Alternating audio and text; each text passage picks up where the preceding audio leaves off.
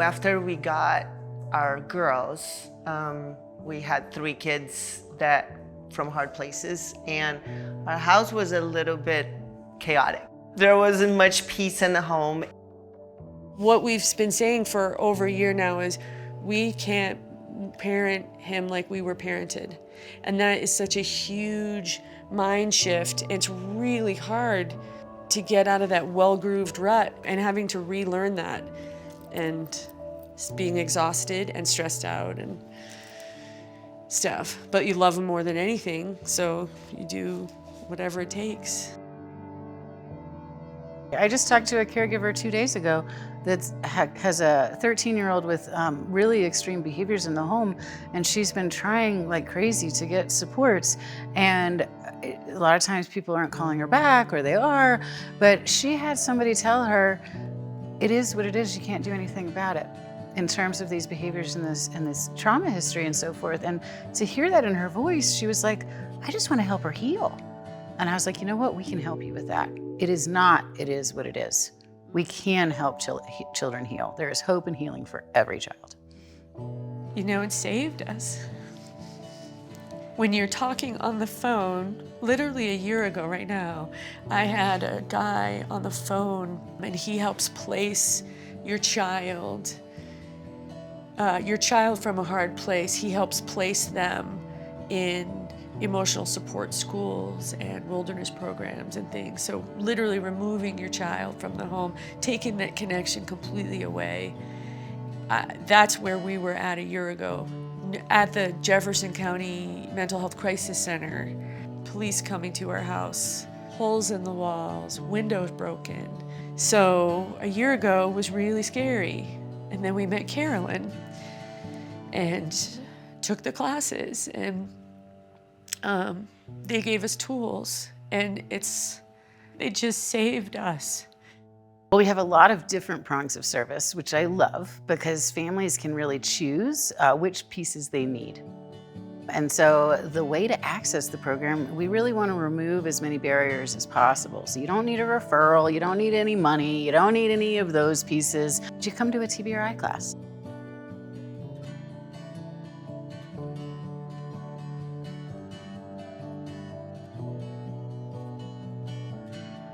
When she took the TBRI class, there were things that we tried that we had this immediate difference of like, oh my God, that was easy, you know? And then when I took it, we were able to help each other. The thing with TBRI is you just have more tools in your toolbox, and honestly, if you do them, it's a little bit of work at the front end when you're learning it. Once you do it, you just do it automatically. It's just what you just do. But you do a little bit of work, but the day is so much smoother, and your kids are just happier. And then what you see is you see them start to develop where before they had roadblocks that prevented that development. All of a sudden they're developing, and it's just the gratification is just through this world. We have TBRI woven throughout all of our prongs of service, and so our coaching is really rooted in that modality as well, but we're not the experts on the family. We're hopping on the path, we're walking alongside them so that we can help them meet their own needs and empower them. And we really like to move from surviving to thriving. You know, we really love to see that. And so we've really tailored our coaching prong of service to have different levels of urgency. You know, how often, and the family decides, how often do you want us to come out? We realize the families that we serve are so busy. They have so many things going on. We don't want to just be one more professional in the way. We want to be able to TBRI them. We want to be able to see their preciousness, the caregiver's preciousness, the kids' preciousness, everybody's, and be able to really amplify their successes so that we can really help them get to that place of thriving and have that amazing trajectory.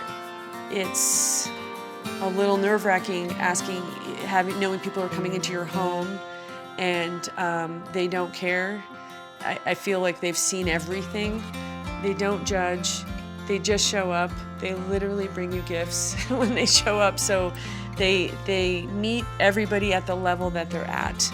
So if your kids are refusing to participate, or if your spouse doesn't really want to do it, they're like, that's okay.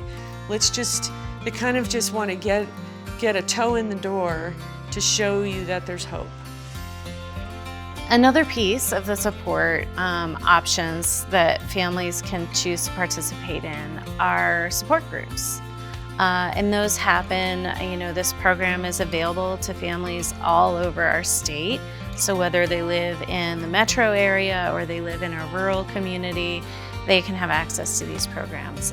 What are those like? If a family says, hey, I'm curious about the support group, what's it like when they show up? Super fun.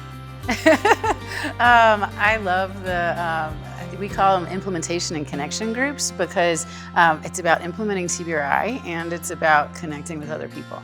So we have some families that may not need the coaching prong of service and they're like, okay, I kind of feel like everything's going okay, but I am on an island. I am so alone. I feel like I'm the only person that's dealing with this. And so sometimes it's really the connection groups that they need. So the way that we've structured that is that the families get there around 5:30 or 6. We provide the meals, so they don't have to cook, which I don't know if any caregivers like me, but any meal somebody else provides is the best meal I've ever had.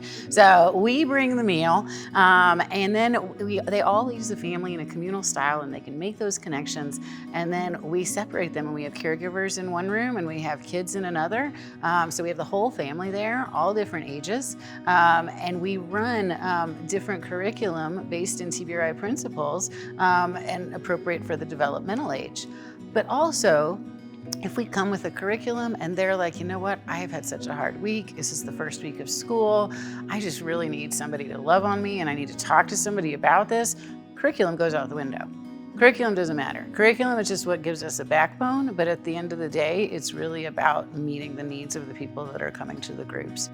It's a place that I can go to with no shame and no guilt and no, I'm not afraid of being vulnerable or being judged, and I can go in and I can be weak because all day, every day, from morning to night, I have to be strong for my kids. And I never have a time other than with the team at Raise the Future that I can be weak and then they lift me up. And honestly, I think that's incredible. Yeah, I agree. And what it is, everybody goes, yep, I've had one of those too, It's like, okay. And so here's a suggestion of how you can tackle that. It's just great. The people are so wonderful and so helpful and so supportive. And that they understand. And care. And that's the biggest difference, is somebody actually cares. And I also love that we have TBRI trained staff working with the kids as well, because for many of the families, this might be the break that they're gonna get for this month. And they want those 2 hours so much because that's so important to them. But they've had many experiences in the past where if they take a 2-hour break, they're paying for it with behaviors for the next 3 weeks. And because our caregivers or our staff that works with the children are TBRI trained, they keep those kids regulated. So those kids come back in the same shape that they were given. So they're not dealing with those big behaviors and the parents aren't feeling like, oh, is this worth it? And maybe a little, their sensory needs have been met and maybe they're gonna have an easier bedtime, They certainly seem to have their sensory needs met, yes. Well, and you're reminding me that we also do our best to try to staff those kids portions of the groups with our rest and recharge providers.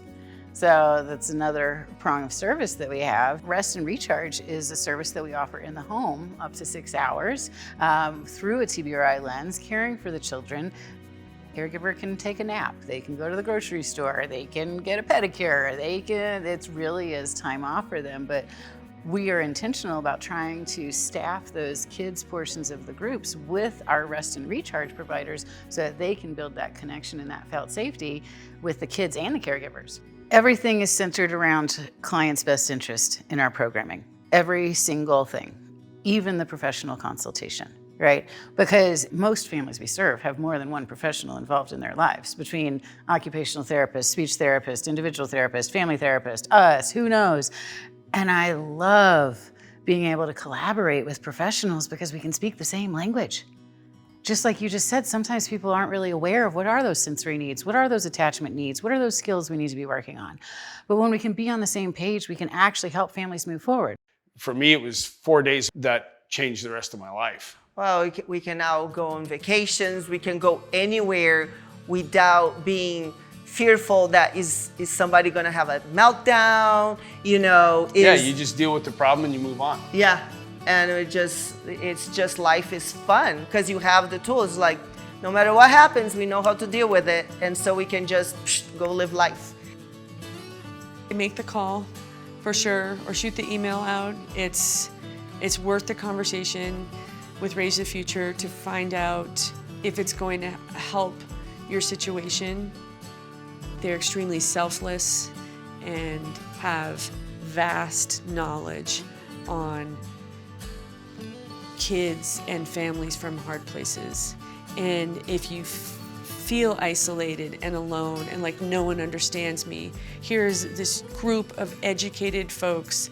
They're literally there just to help you have the skills to help your family and give each family member skills to help themselves and stay connected.